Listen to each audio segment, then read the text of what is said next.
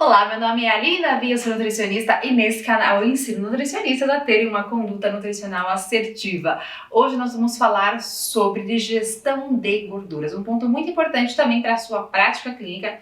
Então vamos lá. Lembrando que os alimentos apresentam gordura na sua composição, sejam de origem animal ou vegetal, e tem diferença, né? Cada alimento apresenta a sua composição de gorduras. Então, por exemplo, colesterol está presente em alimentos de origem animal, origem vegetal não tem colesterol.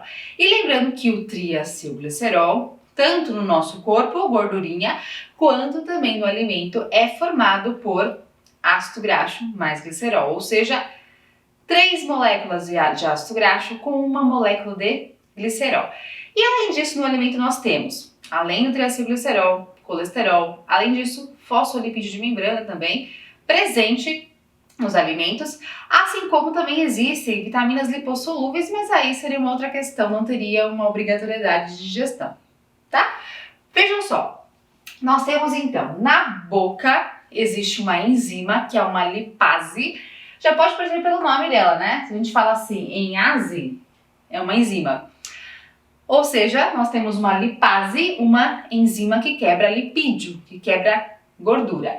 E vejam que ela tem uma secreção na boca, porém a digestão não acontece na boca, afinal essa enzima tem um pH de ação ótimo que acontece no estômago, então ela vai funcionar num pH ótimo que é mais ácido, então ela está na boca, você comeu o alimento, você engoliu o alimento, caiu no seu estômago e é lá que ela terá uma ação para a digestão de gordura. Então o papel da lipase é quebrar, lembra o triacilglicerol? Mais ou menos assim, né? A gente representa um triacilglicerol como se fosse um whey, ou seja, essa parte aqui, ó, essa linha mais reta seria um glicerol, e aqui nós temos 1, 2, 3 ácidos graxos. E aí então o que acontece com essa lipase é a quebra desse triacilglicerol em ácido graxo mais glicerol. Ponto importante. A enzima lipase vai agir então quebrando, né, desligando, tirando esses ácidos graxos. Então, não é que ela vai quebrar muitas vezes todas as ligações dos 3 ácidos graxos. Então, ela pode agir quebrando essa primeira parte, liberando um ácido graxo mais um diacilglicerol. Então, o glicerol pode ficar conectado a 2 moléculas de ácido graxo também, tá? Bom, então essa é uma das enzimas disponíveis para a digestão de gordura. Outra questão, lá no estômago nós também temos então a ação de uma outra lipase, que é uma lipase gástrica, como o nome já diz, né, gástrica, e também ela então faz o processo de digestão de gordura, ou seja, ela também tem essa ação para quebrar o triacilglicerol. Atenção, um ponto importante. Nós também temos a participação dos sais biliares. Então, o nosso fígado tem um papel de produção de sais biliares também, além de outros papéis que ele apresenta que são diversos. Então, esse fígado pega o colesterol, faz uma conversão em sais biliares e os sais biliares são jogados no intestino no momento da digestão, no momento que está presente o alimento no nosso trato gastrointestinal. Só que, na verdade, ele não faz de fato uma quebra como uma enzima, mas ele quebra uma gota maior de gordura em gotinhas menores. Nós chamamos de emulsificação de gorduras. E isso é interessante porque, se eu penso numa enzima atuando, para a enzima atuar aqui, ó, vamos supor que a gente tem um monte de molécula de triacilglicerol. Para que ela consiga alcançar essa molécula aqui no meio, concorda que é mais difícil? Agora, se eu aumentar a superfície de contato por gordurinhas menorzinhas, fica mais fácil. Então, a emulsificação de gordura auxilia na digestão. Quem vai quebrar mesmo é a enzima, mas você consegue quebrar a gordura, né, o triacilglicerol, mas você deixando a molécula de gordura menorzinha facilita a ação da enzima. E é por isso que os sais biliares são importantes.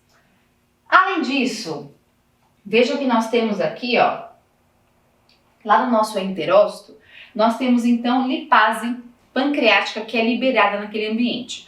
Então, no intestino, se eu tenho uma lipase que é pancreática, quem produziu, quem liberou é o pâncreas. E o pâncreas secretou, jogou essa lipase lá na sua luz intestinal e o enterócito é a célula intestinal, né? Então, consequentemente, você tem essa ação dessa lipase naquele ambiente intestinal, auxiliando na digestão de gorduras. Ou seja, pensa só, ó, se eu tenho lá um triacilglicerol, vamos supor que a primeira lipase que chegou nele quebrou essa posição aqui de ligação, liberou um ácido graxo. A segunda lipase agiu aqui, por exemplo, ó, e por aí vai, para que você consiga liberar esse ácido graxo, esse glicerol, para que exista a digestão completa. Lembrando também que tem mais uma questão, não é só o triacilglicerol que apresenta essa necessidade, mas nós também temos de digestão. Mas nós temos também, ó, esterase. O que é uma esterase? Ela vai liberar o triacilglicerol, pode estar conectado com um colesterol, ou seja, um colesterol esterificado com o triacilglicerol. Então essa esterase vai quebrar, vai liberar a união desse triacilglicerol com o colesterol. Além disso, fosfolipase. Como o nome já diz, né? A gente terá aqui uma quebra, uma hidrólise do fosfolipídio. Então vejam que para cada tipo de componente de gordura nós temos uma enzima específica para fazer esse processo de digestão. Pois bem, então nós conseguimos digerir tudo na sua gordura da sua alimentação. Eu posso ainda ter, de repente, lá no seu trato gastrointestinal, algumas partículas de monoacilglicerol? É uma possibilidade. De diacilglicerol? Também é uma possibilidade. Eu posso ter ácido graxo, eu posso ter colesterol, eu posso ter fosfolipídio, enfim. Você pode ter algumas parcelas, algumas partículas que serão englobadas em micelas. Então essas micelas estarão lá no seu trato gastrointestinal. Então vejam que aqui, ó, é um enterócito, tá? Aqui é a luz intestinal, onde está passando o alimento que você consumiu. E aqui nós temos então a entrada desses componentes, seja glicerol também, obviamente, que está presente, né, na gordura, assim como fosfolipídio, ácido graxo, colesterol e por aí vai, e eles serão empacotados num quilomicron. Então o quilomicron é uma lipoproteína, o nome já diz, né, lipídio, proteína, que tem proteína. E ele é interessante para carrear, para conseguir transportar essa gordura. E é interessante que aqui nós teremos então a esterificação novamente de algumas gorduras. Então, por exemplo, ó, tá vendo que tem triacilglicerol aqui?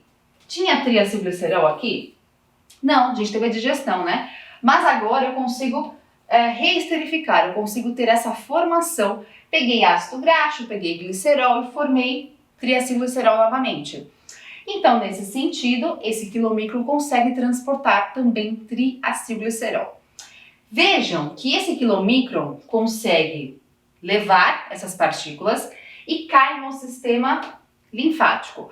Uma questão importante, esse quilomicron que carrega gordura também apresenta proteínas na sua composição, que são as apoproteínas. Elas são fundamentais para quê? Para que exista uma conexão com algumas células, para que exista uma demanda, uma liberação de gordura. Já te mostro como isso acontece. Afinal, as proteínas exercem uma questão de sinalização, de conexão, como se fosse uma chave fechadura. Elas têm uma comunicação entre si, auxiliando em alguns processos. Já te mostro, tá? Olha só, quais são as proteínas que nós temos aqui? ApoC2 e ApoE. Já te mostro a importância delas em relação à sinalização em cada tipo celular. Ou seja, esse quilomicron cai primeiramente no sistema linfático e depois ele vai cair na corrente sanguínea. Caindo na corrente sanguínea, ele pode alcançar as células para que exista, para que exista a deliberação de gordura para essas células. Vamos ver se vai agora. Agora foi. Ou seja, quilomicron está agora na circulação. Está passeando na circulação e ele pode encontrar alguns tecidos que captam gordura, ácido graxo, por exemplo. Músculo adiposo, glândula mamária quando a mulher está amamentando, obviamente, né? Ou seja, esse quilomicron carrega a gordura e ele é muito rico em triacilglicerol. Existe uma enzima que é a lipase lipoproteica que consequentemente vai reconhecer aquelas apoproteínas e vai auxiliar então nesse sentido para que exista uma ação dessa enzima e consequentemente possa ter a quebra desse triacilglicerol mais ácido graxo e glicerol. E aí, a célula capta ácido graxo e glicerol, e aqui dentro da célula, seja músculo, seja adiposo, esse ácido graxo e esse glicerol que foi captado por essa célula, ele pode seguir várias vias. Uma delas, a gente pode ter então a conexão de 3 moléculas de ácido graxo mais um glicerol, formando então gordura. Aí esse ácido graxo pode seguir uma via de conversão em ATP? É uma possibilidade. Então vejam que a célula vai utilizar esse ácido graxo de acordo com a sua demanda, de acordo com a sua necessidade.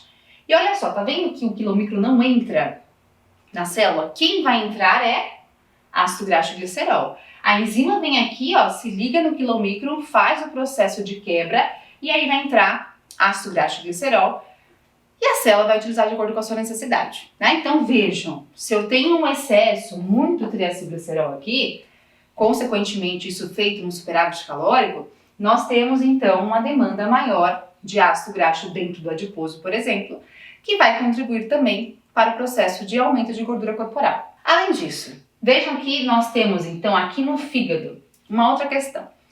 Quilomicron passeou na circulação, foi demandando, foi liberando a sua gordura. Se ele foi, pensa só, se ele foi perdendo triacilglicerol, ele já não tem tanto triacilglicerol assim, concorda? Talvez tenha sobrado um pouquinho lá, mas pouca coisa. Ele vai passear na circulação e chega uma hora que ele vai encontrar o fígado.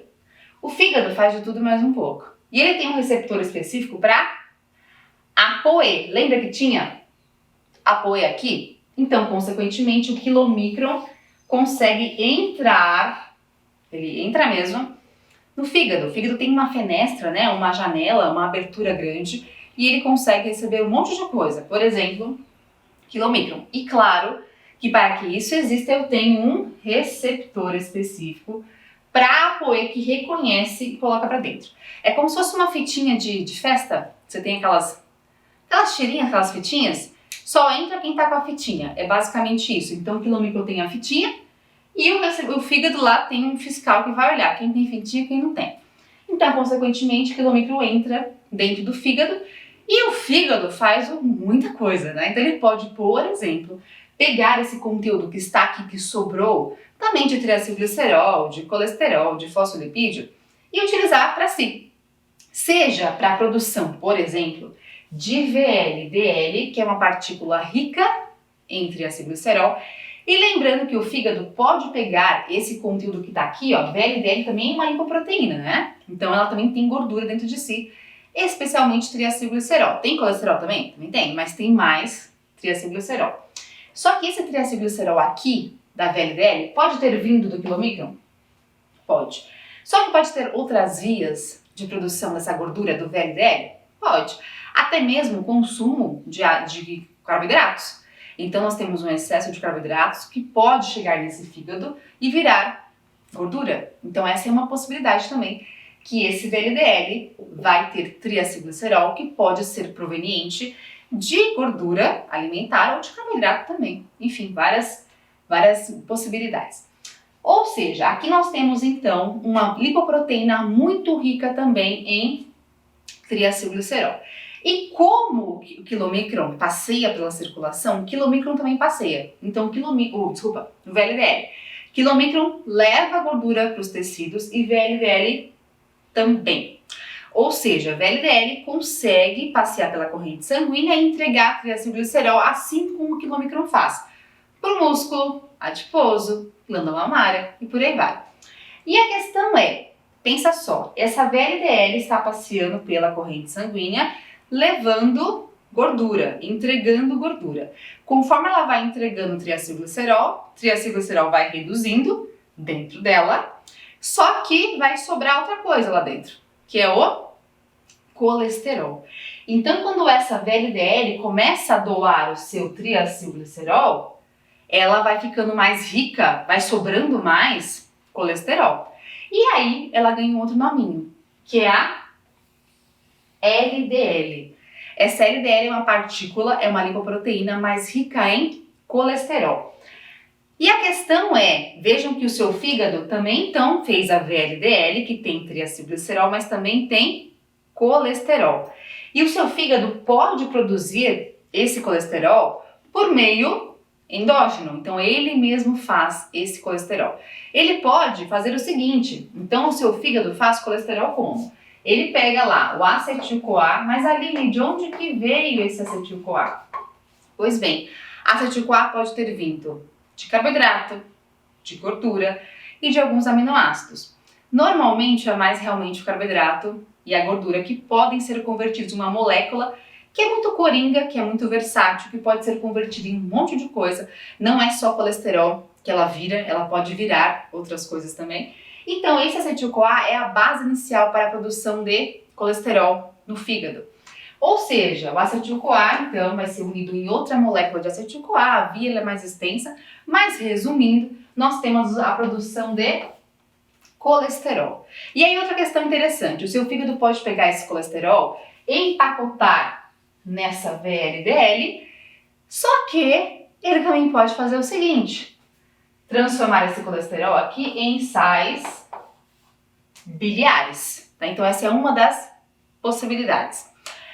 Ou seja, o fígado ele é bem plástico, né? Ele é bem maleável, ele tem muitas funções importantes. Nós temos então a LDL, que é uma lipoproteína rica em colesterol. E tá vendo que isso daqui são todas condutas, são todas informações que você trabalha na prática clínica? Você fala muito com o paciente em LDL, em VLDL, em triglicérides, em colesterol. Se você sabe de onde que veio essa base, quais que são as informações para a formação disso, a sua dieta fica muito mais assertiva. Então olha só, LDL, mais rica em colesterol. Vejam que os órgãos sexuais, glândula adrenal, assim como o músculo também especialmente, apresentam receptores para apobescem. O que é apobescem? É uma apoproteína presente no LDL. Ou seja, nós conseguimos ter uma conexão, um reconhecimento desses tecidos pela LDL e, consequentemente, o colesterol presente aqui, ó, na LDL, vai ser importante para esses tecidos. O que é fundamental, não é? Colesterol é a base da produção de hormônios esteroides. Colesterol é a base importante para a formação da membrana celular também, é um dos componentes presentes nessa membrana, ou seja, importantíssimo. Qual que é o problema? Esse excesso, a elevação de LDL, não é? Que é mais proaterogênica, mais envolvida com doenças cardiovasculares, então, de certa forma. Ou seja, a nossa preocupação é a elevação, não é que a LDL é ruim, mas o excesso seria ruim. E aí, olha só que interessante. Vejam que nós temos lá a membrana plasmática das células, né? Lembra que era assim? Membrana plasmática é formada por uma bicamada de fosfolipídios? E é isso mesmo, né? Olha aqui a bicamada de fosfolipídios. Tá aqui, ó, para vocês verem. Essas perninhas aqui que eu desenhei são ácidos graxos que estão presentes na sua membrana plasmática. Se a sua alimentação for mais rica em ácido graxo saturado, consequentemente você terá mais ácido graxo saturado na sua membrana plasmática, nesses fosfolipídios. Mas por que isso é ruim, Aline?